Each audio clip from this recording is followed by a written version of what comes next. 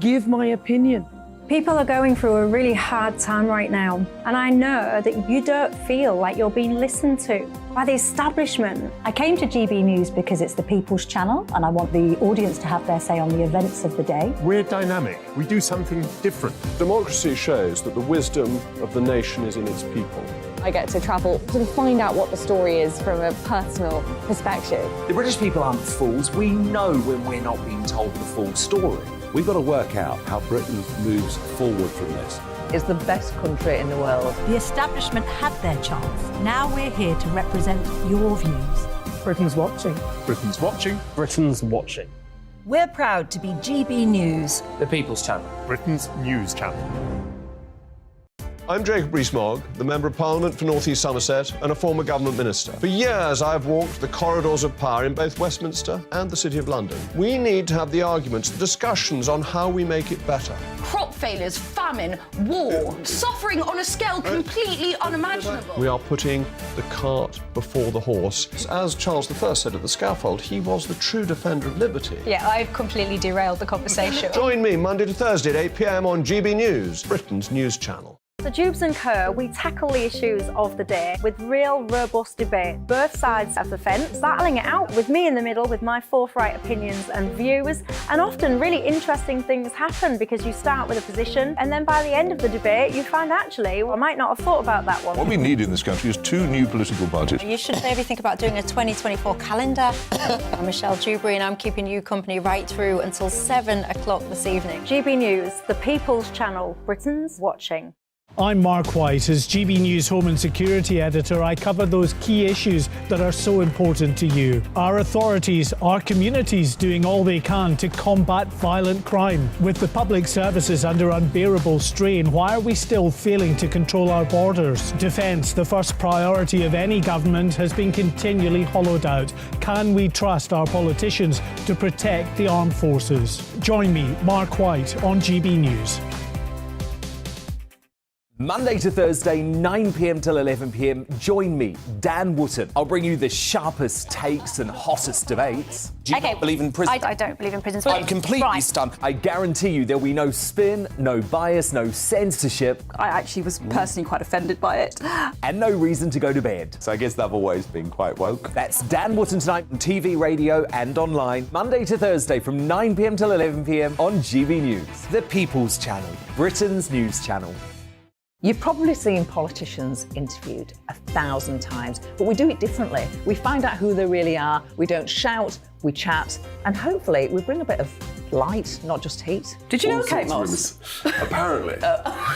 Do you have a pair of jeans or a pair of jeans? No, of course I don't. What would I do with them? My friends are like, oh my God, what's she doing now? Join me every Sunday at 6 for Gloria Meets, only on GB News, the People's Channel, Britain's news channel.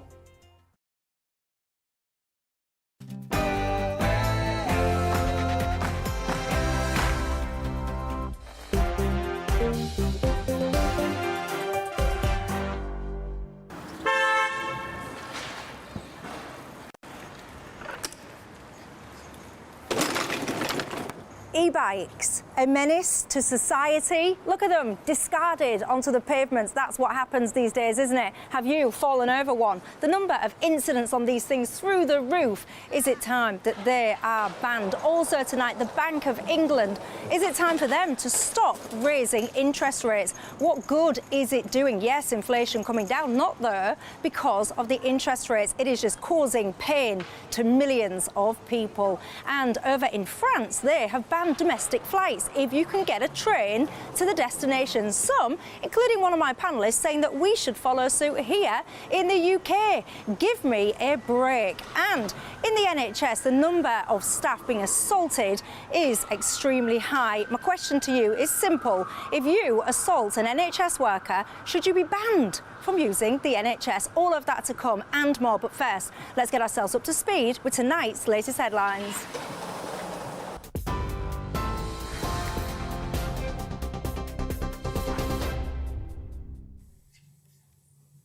Michelle, thanks very much indeed. Well, our top story this evening comes from Wales, and detectives have confirmed it was not a police chase that led to the deaths of 2 teenagers in Cardiff on Monday evening.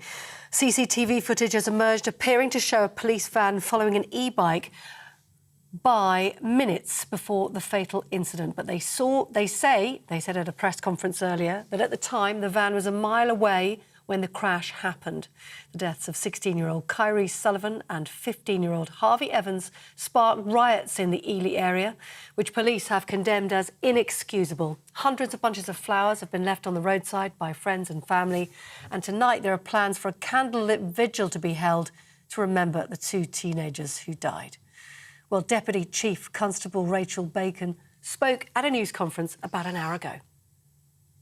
There was no police vehicle in Snowdon Road at the time of the collision, and we believe there were no other vehicles involved in the incident. We have based this on witness accounts, tracking data and CCTV. We have made a mandatory referral to the Independent Office for Police Conduct to ensure the matter receives independent scrutiny. We will provide them with all the information we have, and they will undertake an independent investigation.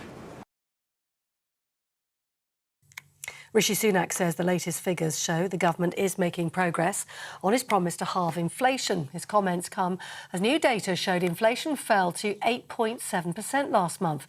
It's the first time the figure has fallen below 10% since last August. However, with food price inflation continuing at a near-record 19.1%, Labour is accusing the government of failing to help struggling families. Jeremy Hunt confirmed there was still more work to be done. These numbers show there is absolutely no room for complacency in the battle against inflation. Food price inflation is still worryingly high. That's why we've had food producers in, farmers in, supermarkets in to talk about what we can do to reduce the pressure there.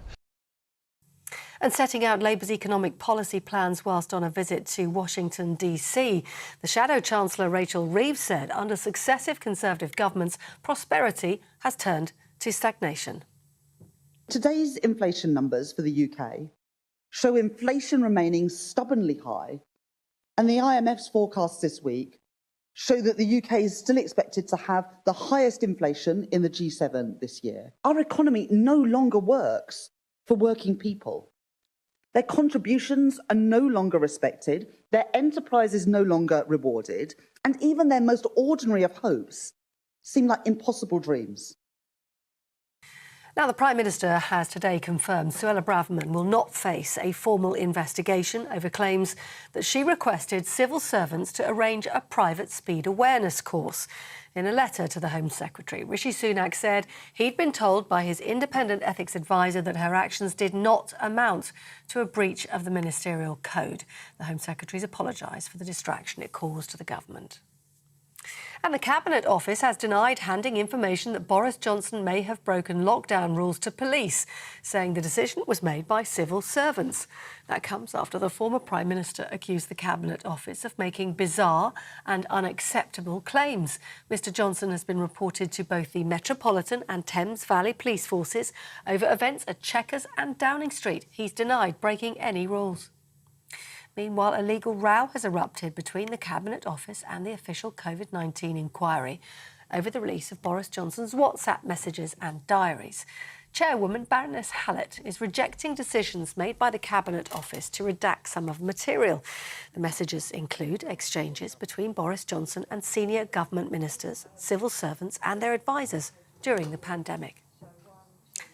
Well, turning our attentions now to Portugal, where GB News understands the authorities hunting for clues to the disappearance of Madeleine McCann will continue their search for a third day tomorrow. Police have been using mechanical undergrowth diggers, radar, rakes and poles, and were seen removing a number of sealed bags from the scene. Investigators are looking for any sign that the 3-year-old was at the Arade Dam and Reservoir, which was visited a number of times by the prime suspect in the case, Christian Bruckner. Lastly, Their Majesties the King and Queen have begun a 2-day visit to Northern Ireland, their first since the coronation. Charles and Camilla opened a new coronation garden, which was inspired by the same sustainable gardening principles used by the King and Queen themselves. Charles and Camilla also met school children who took part in coronation projects and community members who volunteered for the King's Big Help Out initiative. Those are your latest news stories. You're up to date on TV, online, DAB+ radio and the TuneIn app. This is GB News, Britain's news channel.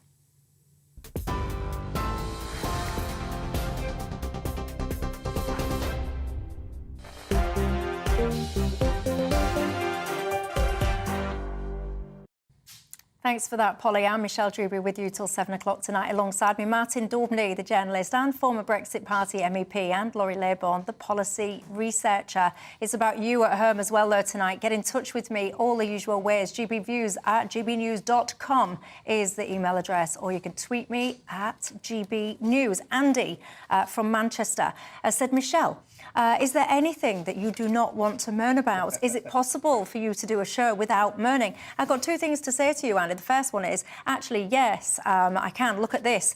This was a topic.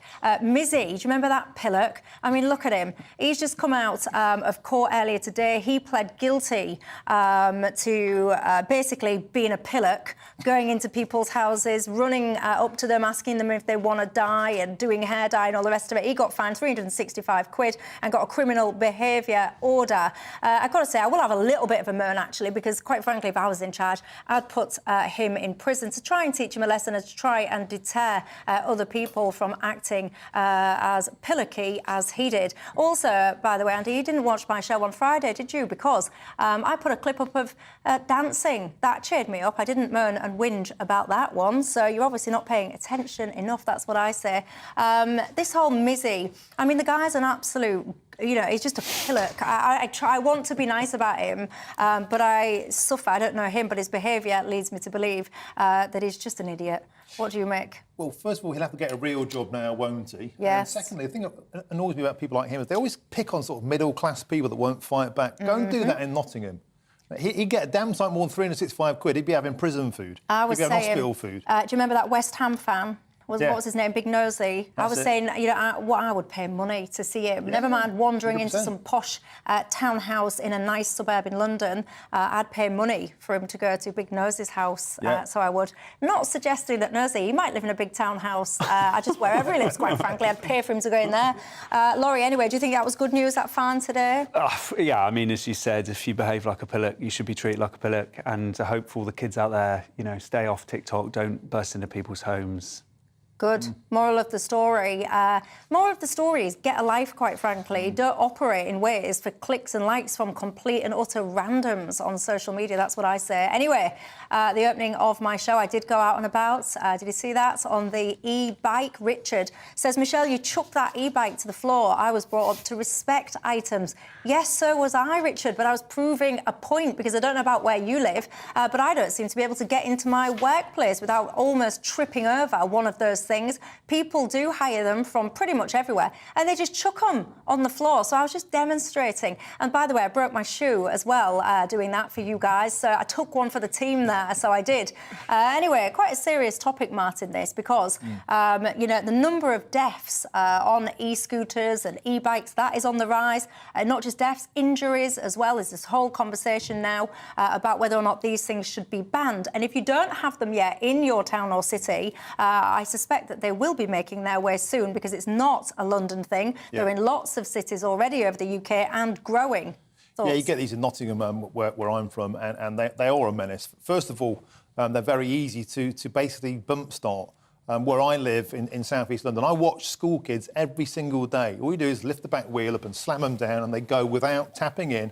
They've been used by muggers. They've been used by drug runners. All across town. They're becoming the mode of transport for petty criminals who aren't paying a penny into them and then dumping them everywhere.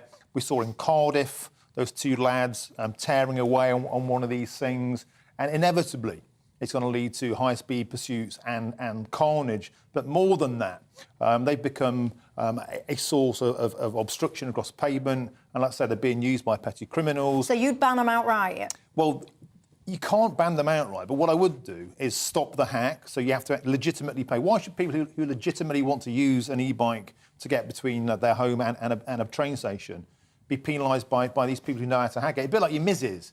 And where there's a will, there's a way. They'll always go for a hack and a shortcut.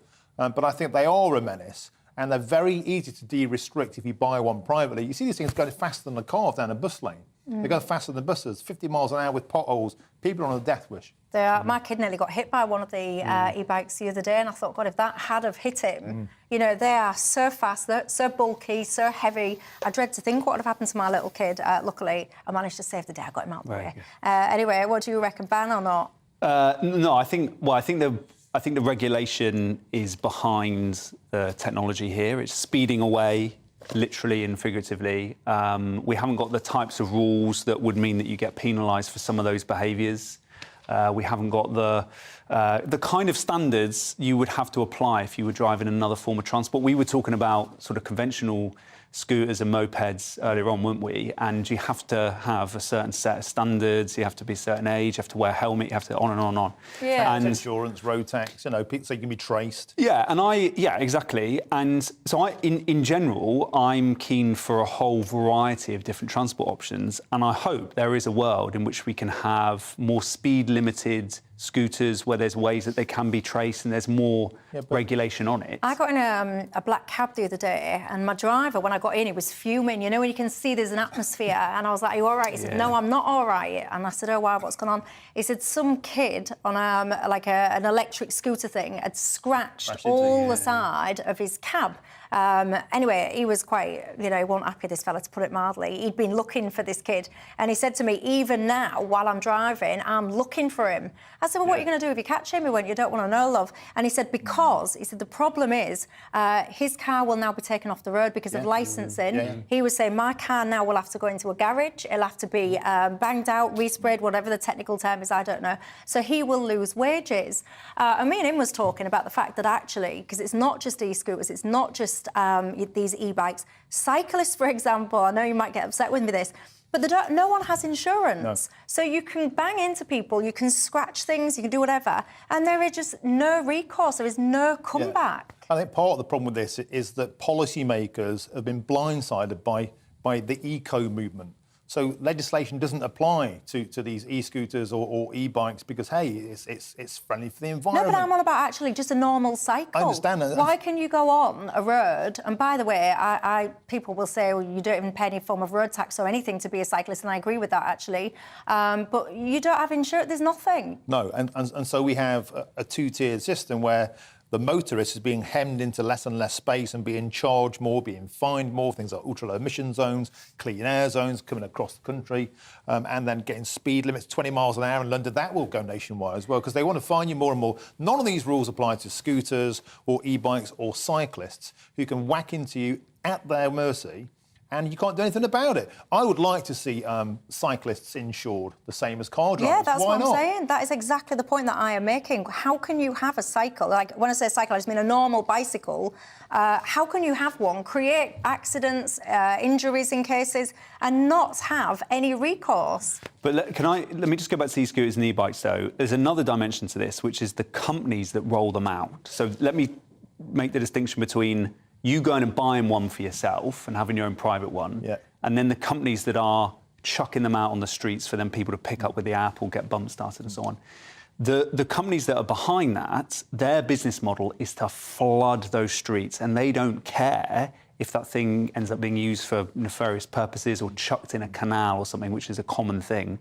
A lot of these companies come from China. In China, there are piles of bikes that have been discarded. So one of the things that needs to happen here is that policymakers need to be looking at some of those companies whose business model is, they don't care about a lot of this stuff. Some of them don't care about the environment at all either. That's the phrasing they use, but they just want to flood the streets with this stuff. Yeah, and I just as well think, what about blind people?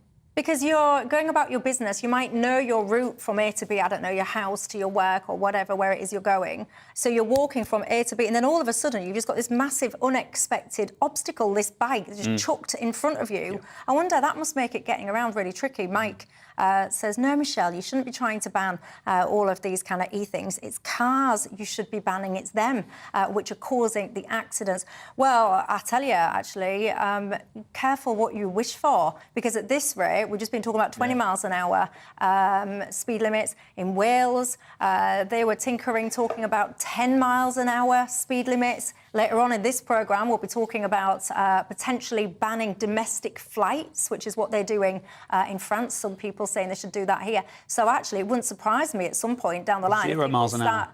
Well, yeah, if some people do start this whole notion of trying to ban cars, can you imagine? Well, it is happening. And the reason that the motorist is targeted is because we are insured, we are traceable, we have tax, we can be are fined. ATMs. Number plate recognition. And so bang, bang, bang, we're paying for all the alternative modes of transport. We're paying for the cycle lanes. We're paying to go slower and get fined. And the motorist is the cash cow that's getting milked dry. Exactly. ATMs, that's what I think car drivers have turned into, to try and plug funding gaps in places. I think it's disgraceful. Anyway, listen, 12 dead in e-scooter related issues last year, 1,446 injured in that last year as well. 30 e-scooter trials, that is just in England alone at the moment, as I said. If you don't have one in your area, you lucky so-and-so, but don't rest too easy, because I suspect that soon you probably will.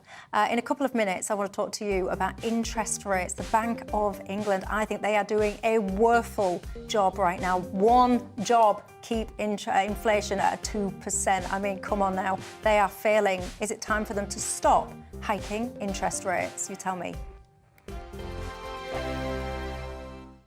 First and foremost, I am a GB News fan, and I was before I was working here. Just love the fact that we're asking the questions that a lot of establishment media won't ask. With a bit of a twist, we not only want to inform you, but we want to keep you entertained. It's worth the drive, because you get in and the team's all ready and waiting, they're itching to go, and it's a proper little family. GB News is the People's Channel. It's the audience that makes the programme sing. We're giving our viewers and our listeners a voice. I see the thousands of your letters, tweets, emails, you name it, coming in. Britain is broken.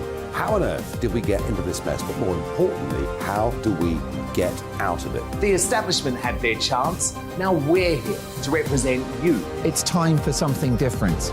It's time for GB News. I'm very patriotic. I believe in Britain. Our best days lie ahead. Britain's watching. Britain's watching. Join us here on GB News. The People's Channel. Britain's news channel. I'm Simon Evans. Join me on GB News for Headliners at 11 p.m. What's the scoop? I'll be joined by two of the country's top comedians. That's right. As we take a look at tomorrow's newspapers tonight. We're going to get into trouble. If it's a big story, we'll be covering it. Spill some tea on him. There we go. But we'll also have some fun. I wouldn't stick up a bank. My father didn't love me. So anyway. Headliners every night from 11 on GB News, the People's Channel, Britain's news channel. Westminster is going around in ever-decreasing circles, followed by the media. Britain is broken. How on earth did we get into this mess? But more importantly, how do we get out of it? Join me at 7 p.m, Mondays to Thursdays on Farage, here on GB News. We will have open, rational debate. We've got to work out how Britain moves forward from this. Join us here on GB News, the People's Channel. Britain is watching. I'm Andrew Doyle. Join me at 7 o'clock every Sunday night for Free Speech Nation, the show where I tackle the week's biggest stories in politics and current affairs with the help of my two comedian panellists and a variety of special guests. Free Speech Nation, Sunday nights from 7 on GB News, the People's Channel, Britain's news channel. Monday to Thursday nights on GB News. At 6, it's Dewbs Co. 7 o'clock, Farage. At 8, join Jacob Rees-Mogg. And at 9, Dan Wootton Tonight, followed by Headliners. On TV, radio and online. This is GB News. Every Sunday from 11, join Michael Portillo. There'll be topical discussion, looking at the week before and the week to come. So kick back and relax at 11 a.m. on Sundays on GB News with me, Michael Portillo. GB News, the People's Channel, Britain's news channel.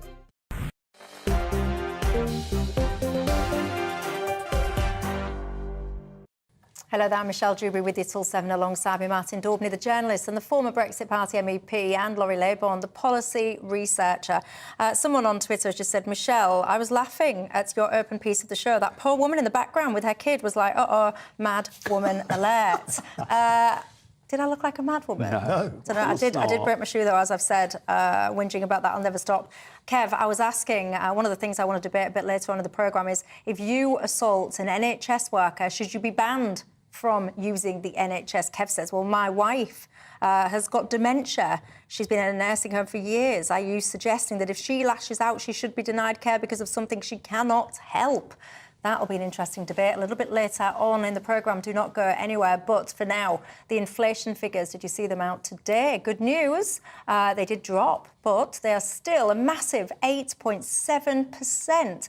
Lots of conversation today talking about the interest rates then from the Bank of England and what their response will be next. Of course, anyone by now will be familiar, unless, of course, you've been asleep this whole time. You'll know that the base rate has been increasing and increasing and increasing. Vicky Price, the economist, joins me now to discuss.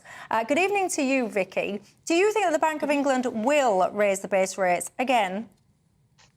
I'm afraid they probably will, because they've come under pressure. First of all, because the drop in inflation that we have just seen hasn't been anything like as big as they had been anticipating. Second, they are saying they've made a mistake. I mean, if you remember, or perhaps you did broadcast that yesterday, they were being grilled by the Treasury Select Committee, and they did admit that they had underestimated inflation, and that was a mistake from their part. They were trying to explain why exactly, but anyway, this is basically what they were saying. So if that is the case, then they have no choice but to raise interest rates again, even though they did say at that meeting that the impact of interest rate increases on inflation, given all the external factors and everything else that's going on in the economy, takes quite some time. And they have been raising them for the last 12 meetings that they have had, and they haven't really had very much impact on the rate of inflation. In fact, for a while, it carried on going up.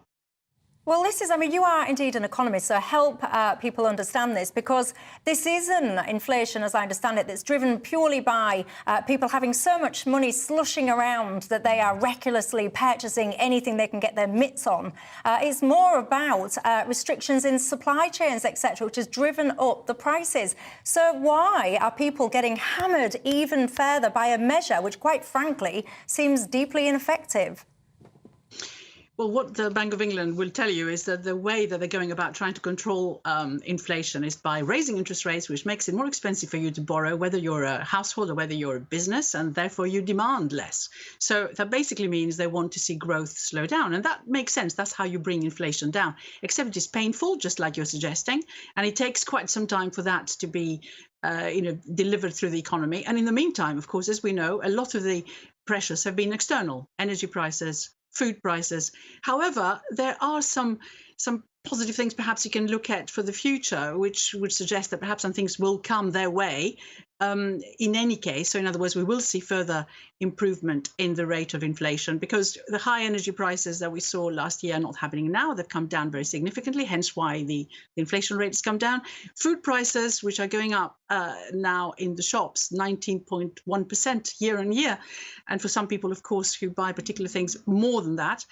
They've been going down internationally for the last year. So they've gone down by about 19.7% year on year. So they should eventually be reflected in lower prices. So the Bank of England may get its wish, and it's forecasting that it will at some point, but it may take a little bit longer for them to get there. Now, whether the increase in in interest rates that we're going to be seeing again probably will make any real difference to that path is questionable, except perhaps slow down the economy and make people poorer. Yeah, I've got to be honest, Vicky, as a layman here and not an economist, I think it's pretty disgusting, actually, the behaviour of the Bank of England. They had one job, which is to keep that target at 2%. And correct me if I'm wrong, they didn't even act until it hit about 5-something%. So more than double their original target. Do you think that the Governor of the Bank of England should stay in post?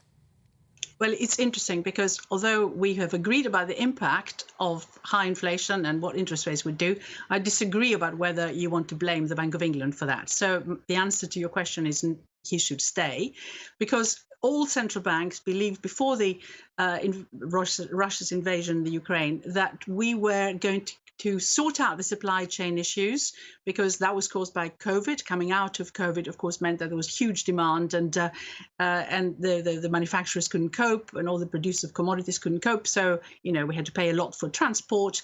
Container costs were huge. Vicky, I mean, with respect, I know you are the expert here, but you're jumping ahead to the Russia-Ukraine situation. By that time, central banks, the Bank of England, had been printing money like it's gone out of fashion during things like the COVID lockdown. You're absolutely right about that, but it isn't that has given a lot of money to the economy. What they were doing basically was helping the government finance the way coming out of COVID through basically allowing the government to borrow at low rates, because they were doing this thing we call quantitative easing, which is basically buying all these bonds that the government was issuing in the markets, secondary market. They're buying them back, lowering their interest rates and raising their prices. But so they were very successfully involved in ensuring that we didn't have a worse pain during COVID than we did. But of course, this has left quite a lot of money in the economy. There is no doubt. People actually saved quite a lot of cash. The only reason why they're spending now is because they're using those savings rather than their incomes, which, as we know, are going down in real terms. Pay is down 3% year on year, regular pay. And then, of course, you have higher taxes and the high interest rates that we discussed, which, of course, make life considerably harder for everyone. But whether they should have raised interest rates when we had inflation before the war in Ukraine, it's a serious question mark, because everyone was forecasting at the time that those were transitory issues, not just the Bank of England, all economists, most economists, and that we were going to see that inflation disappear pretty quickly. Yeah, Vicky, I bow to your expertise, but I will disagree with some of it, if I may. But for now, thank you very much for your insight.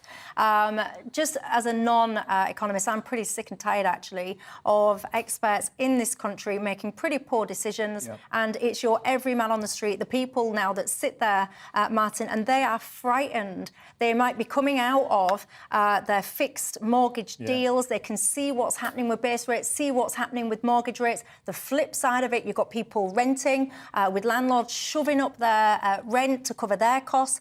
And it is, yet again, just your average man and woman on the street that pays for the failings of those supposed experts. Yeah, the fat cats of the Bank of England. Who'd have thought that giving away £500 billion during lockdown, sending us £2 trillion international debt would send inflation spiralling? Who would have thought that putting interest rates up just squeezes yet more money out of people's pockets? We're turning into a Venezuela in Europe. We can't afford. We're surviving. We're existing. We're not living. We're spending all our money on essentials. We're not splurging money on diamonds and fur coats. It's not like Thatcherism gone crazy like in the 80s. We're having to spend more money, and then their answer is to pinch us again at the bottom end, getting us in this pincer movement of spiralling debt. It won't affect any of them. And people, I think, have every right to feel furious about the fact that they are seeing their quality of life plummet. And their answer, the definition of insanity, repeat the same thing and expect a different outcome. Inflation is going up. Oh, let's just keep raising interest rates. Well, when's it going to come down? The long-term rate for the rest of the next 2 years is for inflation to come down. So how about just jumping ahead and put interest rates just on hold? Don't keep putting them up, because people, I think, will struggle to even survive. And that's not the sort of country we should be living in Great Britain. No, and we talk about people being furious, by the way. I suspect that there are a lot of people that are not just furious, they're frightened. Yeah. Mm-hmm. Because if you are on a fixed income, I don't know, there'll be pensioners perhaps with mortgages still. There'll be some people that work all the hours God sends now, and you can't just invent extra hours in the day to go and graft even more than you currently do. And I think it's getting to the point where people are afraid. They know their income, and when you see your outgoings potentially rising just beyond the level that is affordable, what do you do? What do you actually do? For an institution whose job it is to control inflation, they don't seem to understand how inflation is working right now, and that's that really scary thing, where if you're looking at this, you're feeling them squashing you from one end because rates are going up, so your mortgage is going up. And it's very unclear how raising interest rates in the UK is going to reduce the price of sugar that we're importing from abroad, which I know is good. Exactly, it won't. And so the Bank of England's one big tool of raising interest rates doesn't work in this situation. So we just can't afford, literally, as you're saying, to be increasing them. There is, and this is not me giving the Bank of England a get out, I am not at all, but there is some responsibility here on the government's shoulders as well. We know, for example, that some of the inflation we're seeing is because companies are profiteering. Yeah, massively. They're putting their prices up more than just the fact that the costs of bringing in the goods has increased. And that's something that's in the purview of government. Bank of England can't sort that out, how much it needs to get its house in order.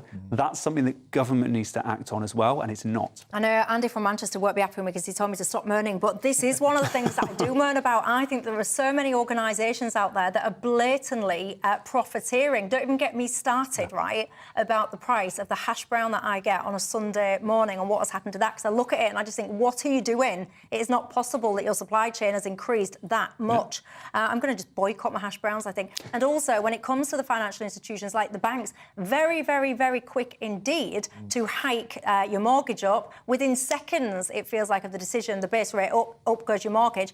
Very, very slow, though, to increase, if you are one of the lucky few with savings, very slow to then reverse that and increase the interest rate on your savings account. I found it outrageous. Sorry, Andy, I'm trying not to moan. Anyway, after the break, that question that I've been asking you, if you assault somebody, an NHS worker, for example, should you be banned from receiving treatment from the NHS? You tell me. See you in 2. It's all about family, being in people's living rooms, all the interaction and getting to know who our viewers and listeners are. When I was young, my dad used to say, no, stop arguing. I wanted an outlet that would enable me to give my opinion. People are going through a really hard time right now, and I know that you don't feel like you're being listened to by the establishment. I came to GB News because it's the People's Channel and I want the audience to have their say on the events of the day. We're dynamic. We do something different. Democracy shows that the wisdom of the nation is in its people. I get to travel to find out what the story is from a personal perspective. The British people aren't fools. We know when we're not being told the full story. We've got to work out how Britain moves forward from this. It's the best country in the world. The establishment had their chance. Now we're here to represent your views. Britain's watching. Britain's watching. Britain's watching. We're proud to be GB News. The People's Channel. Britain's news channel. Join me, Patrick Christie's, Monday to Friday, 3 till 6. We tackle the day's news agenda like you've never seen before. It's high tempo, high octane, the most controversial topics, and the best guests. You will not be able to take your eyes and ears off it. I'm not afraid to ask the questions that you really want answered. 3 till 6 p.m, Monday to Friday on GB News, the People's Channel, Britain's news channel.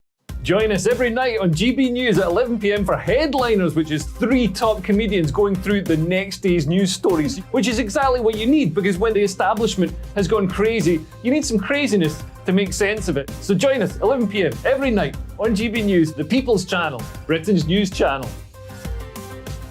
Join me, Camilla Tominey, on Sunday mornings from 9:30, taking the politicians to task and breaking out of SW1 to see how their decisions are affecting you across the UK. Bursting the Westminster bubble every Sunday morning, only on GB News, the People's Channel. Britain's watching.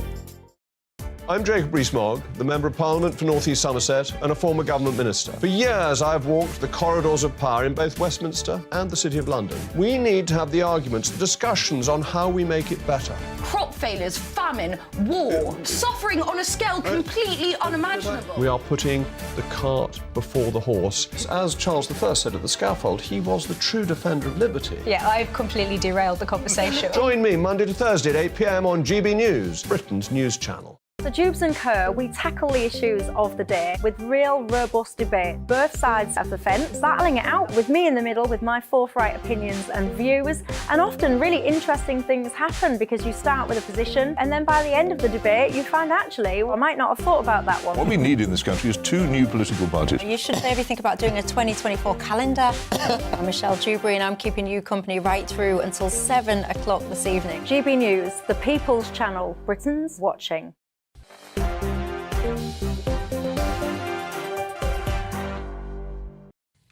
Hello there, I'm Michelle Dewberry till 7. Martin Daubney alongside with a journalist and former Brexit Party MEP, as is Laurie Laybourne, the policy researcher. What were you just telling me in the break, by the way, about research? That the Bank of England has not been commissioning enough research into why inflation has happened, to understand why it's food that's driving that. I think that it's similar with Jeremy Hunt as well. So there's a serious problem here. It was predictable that higher energy prices were going to filter through into higher food prices, and then that would be one of the major causes of inflation.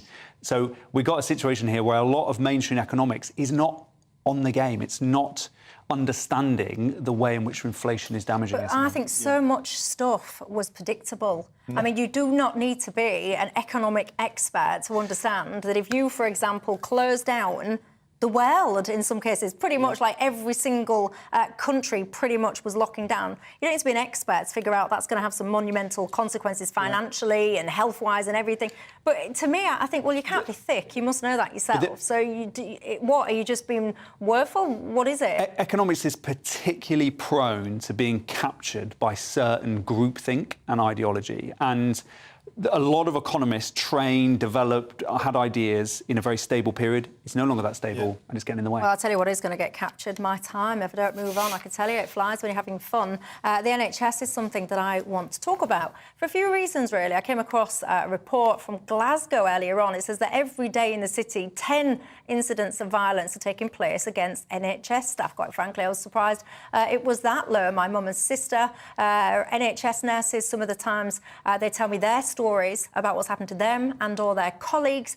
It sickens me, it turns my stomach. And I think, why should a person who is dedicating their life to helping others, to getting people well, kind, caring, compassionate, the very best in society, actually, I would say, that help people in that way, why should they go to work and be abused? And one of my viewers earlier on, I think it was Ken, he's saying, don't demonise my wife, she's got dementia and all the rest of it. Well, in that case, obviously I wouldn't. If someone's got a genuine health ailment, which means that they're out of control of their faculties, you'd be relieved to know, Ken, I don't want to ban your wife from accessing care. But way too often, there are just people that don't care, that think that they can act however they want. They don't want to wait in A&E in a queue, and they think, why should I wait? So then they start and all the rest of it. For those kind of people who are not in control of their own actions, if you strike out, if you assault an NHS worker, I would like to see you being banned.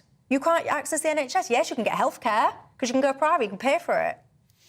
I mean, yeah, it's outrageous, despicable. Every NHS worker should be able to go about their job without feeling this threat. The people closest to me work in the NHS, they get abuse often, and that's immensely difficult. I think that the people who assault people in the NHS, threaten them, should be prosecuted for doing so, as hopefully they are. I think not giving them access to healthcare I find difficult. No, you can have your access to healthcare, but you can pay for it. But I think, OK, firstly, I think healthcare is a bit of a right in this. It should be seen as a bit of a right. Also, if our rights to where? That's what's causing this, actually, this sense of entitlement, that whatever I do, the NHS will be free at the point of care because, hey, that's an entitlement. Entitlement should never precipitate violence towards those who are caring for you. 100%. And why Glasgow? And look at the time of day. It's almost always late at night. It's weekends. It's booze. It's drugs. Terrible problem with drugs and booze in Scotland. The NHS in Scotland is on its knees, been mismanaged for years by the SNP. This is the payback. And if I walked into a school and assaulted a teacher, I'd expect to be expelled. If I walked into a pub and assaulted a landlord, I'd expect to be barred. Why is it any different? Put them in a prison with a hospital attached. Treat them there. But if you're banned from school, you're not then expected to go and pay for private school, which probably you wouldn't be able to afford. You still have the right to that education. And this is not me. This is despicable. It is outrageous and should never happen. But we are, with that specific Glasgow report as well, the staff themselves were saying one of the things that has led to this is there aren't enough staff, which is escalating anger and frustration with the health service. It's something we see all over the place.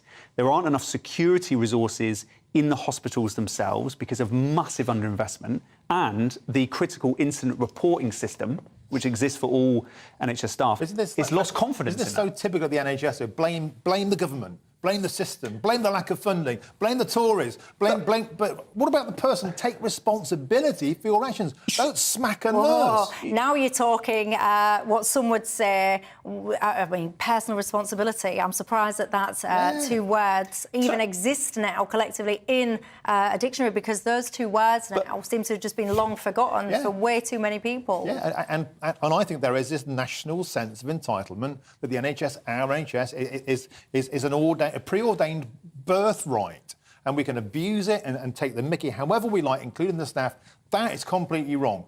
Now, I think these people should be locked in a slammer, dry out. Well, if necessary, treat funny them you should outside say the main that, right? system. Because I was looking into what are the sentences, the maximum sentences for assault on emergency workers, so not just NHS staff, but, you know, your police, your ambulance, whatever. And I found this really interesting. In Scotland, the maximum, so I'm talking like prison service, obviously, prison sentence, 12 months in Scotland. Here in England, there was a consultation not that long ago that's increased the maximum from 12 months to 2 years. In Ireland, literally, I think it was yesterday, I think this was agreed, they have increased their maximum sentence. Are you ready? What do you think their maximum sentence is in Ireland? I hope you don't know the answer, else it's going to be... No, I don't know. Do you know? Do you know? For assaulting a member of staff? Yeah, emergency staff. 5 years. Right, well, you know what? I'm going to tell you the answer at the end of the show, so I'm going to keep you... Right, don't be Googling it. I will know if you've Googled it. In Ireland... No, my viewers, don't be Googling it, and don't you in the break either. In Ireland, if you assault an emergency worker, what do you think is the maximum prison sentence? So I've just told you 2 years, England 12 months, Scotland. So I want to compare it, and I'll pick Ireland. So you give me your thoughts, email in. After the break, though, I want to ask you a very simple question. In France, they are now banning domestic flights if you can basically take a short train there. Should we, in England, follow suit? You tell me.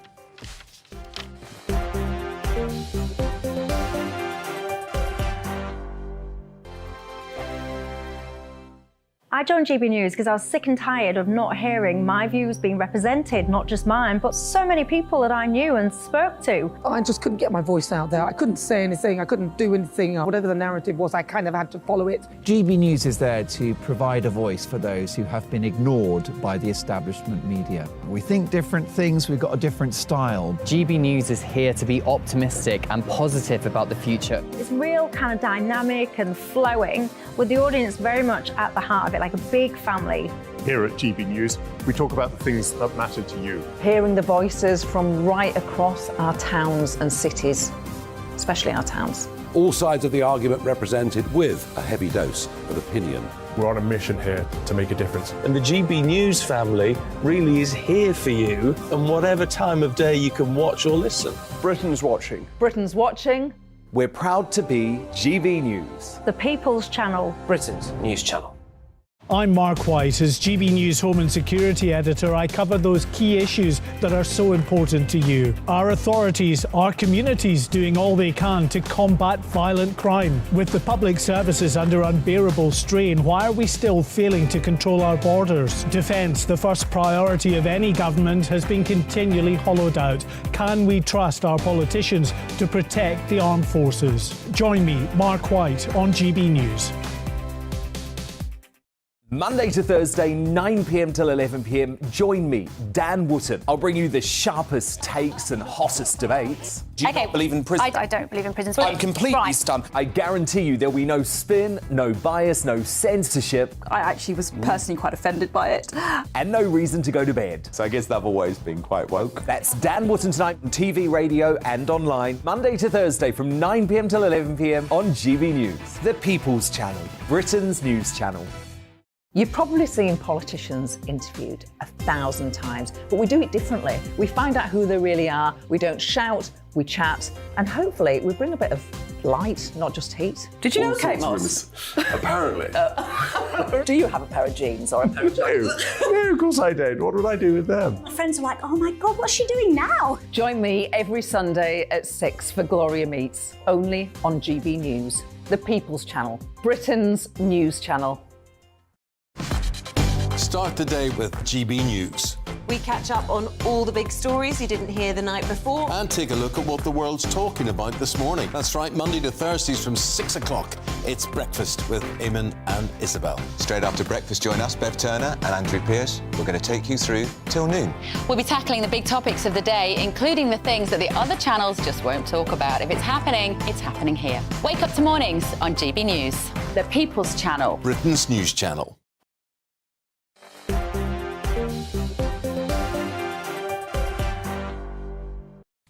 Hello there, lots of you getting in touch with me, Michelle Dewberry. On the last topics that we have been debating, inflation is a key one that's got you talking. Graham says, my mortgage has risen from £682 a month, get this everyone, to over £2,000 a month. I mean, I'm really interested. How are you dealing with this? How do you all feel? Yes, if you're a man or a woman with great wealth, then lucky for you, good for you. But if you are locked on a fixed income and you're facing increased costs like this, how do you feel? And you heard me talking to the economist Vicky Price earlier on. Of course, I respect experts and their knowledge and all the rest of it, but I have to say it doesn't wash with me. I think that the Bank of England have been quite neglectful, actually, in their duties. You will remember that one of their chief economists told us that we have to suck up being poorer. But when you mention, because everyone goes on about the war in Ukraine, and I had a little look, I've just looked now, 6.2% inflation was February 2022, which is the start of the Ukraine war in its current guise anyway. Don't forget, the Bank of England's target is 2%. The Bank of England base rate was 0.5%. So all of this, oh yeah, we're acting in response to the Ukraine war. It didn't wash with me. You're sitting there printing money like it's gone out of fashion at a time when you lock down the whole country. For some reason, they don't really seem that keen to admit that, take responsibility for that, and stop punishing us for their shortfalls. Keep your thoughts coming in. Martin Daubney alongside me still, as is Laurie Leybourne. Let's talk the climate, shall we? In France, I think they're losing their minds, I'll be honest. I'll tell you why. They are now banning short-haul flights, basically between cities where you can already get a train journey of less than 2.5 hours. Good luck doing that, by the way, in this country. They're not striking. Anyway, do you feel, because a lot of people do feel, that this is wonderful climate policy and that we in the UK should follow suit? Are you one of them? Yeah, I do think it's a good idea, Michelle. I'm sorry. Why? If I want to get on a flight to Edinburgh, what has it got to do with you or anybody else to tell me to take a train instead? Well, I mean, I hope you'd listen to my advice, because the trains can be quite nice, but they're rubbish in this country, and that's one of the problems we're facing here. So it's got something to do with all of us, because the carbon pollution coming out of flights is very high compared to other transport options like rail transport. And that carbon pollution ultimately will affect us all, and particularly younger generations, because it will raise the global temperature, which then causes crisis. Why is this climate sentiment? And I get that to you this is very important. I personally do not live my life mooching around thinking, oh, you know, the end is nigh, climate change. I don't walk around protesting about stopping oil and all the rest. Yes, I want the planet to exist for my son, but it doesn't really bother me. I don't really want my life hindering to such a point where I'm being told don't eat meat, don't use oil, drive an electric car, and now the latest one is, Michelle, get a train to Edinburgh. So if you're in London, you want to go to Edinburgh, which I don't, by the way, I'm using it as an example, it's going to take me nearly 5 hours when I could get on a plane in one. Yeah. Well, I think if you add on all of the getting on planes, moving, getting to the airport and so on, of the overall journey time, it isn't actually that much of a saving. No, because I thought that through as well. I would change the check-in situation for domestic flights. Nice. I would. I'd make it a lot shorter. Yeah, you're going to say I'm incentivising flight, but... Absent that change... Look, at the end of the day, the climate thing just isn't like a nice issue that we should care about, a sort of soft issue. It's to do with things like food security and conflict. It's not... Sure, you've got Just Boyle talking about the climate issue. You've also got the Ministry of Defence and militaries around the world, because a hotter world is a more chaotic and dangerous world. So ultimately, we need to make these changes so we're stopping that temperature rise and that chaos. But reducing the use of flights, and I would actually put banning private jets above this, I would do that first before we actually got to short-haul flights, is something that might need to be done. But it should only be done... Do you fly? No, it should... I'd get the train, but it's too... No, do you fly, generally? When you go on holiday, do you fly? Do you... I've flown in the past to Greece, where my wife's family So come you do from. fly. See, I am not going to be told not to fly by people who fly. But let me have a go, please. Look, the fact of the matter is, the eco-zealots, the net-zero nutters, the WEF merchants, the Macrons, the Klaus Schwabs, they won't be happy until we're poor and we're happy.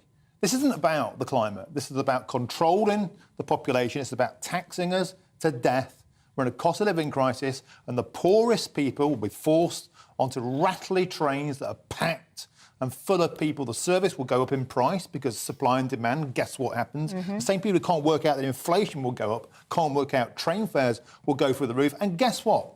Macron will still take his private jets. Charles Michel, who spent £500,000 on a private jet to China, the European Commission chief, he'll take his private jets.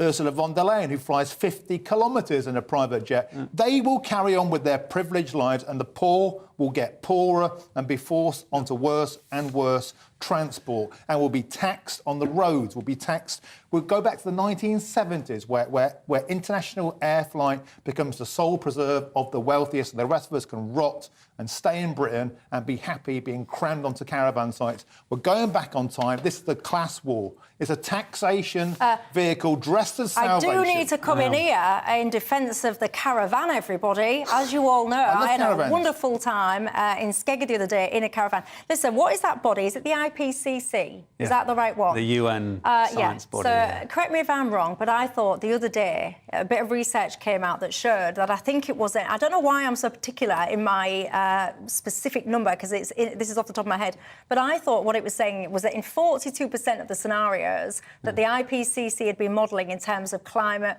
predictions and all the rest of it, by their own kind of data, some of the predictions that they were modelling were a low likelihood. So why am I being told basically to be terrified, to alter my life, whether it's diet, whether it's cars, flying this, flying that? I don't feel the same sense of worry and stress about climate damage as perhaps you do.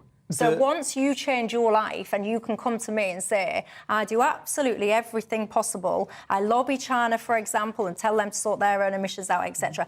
Once people do that, then I might take it a little bit more seriously. The IPCC is very clear that rising temperatures are leading to a more dangerous and chaotic world. The stuff you're referring to of low likelihood is just that there are some scenarios that are low likelihood, and those scenarios are ones in which the world is cooler because it's getting hotter and hotter because we're putting emissions into the atmosphere.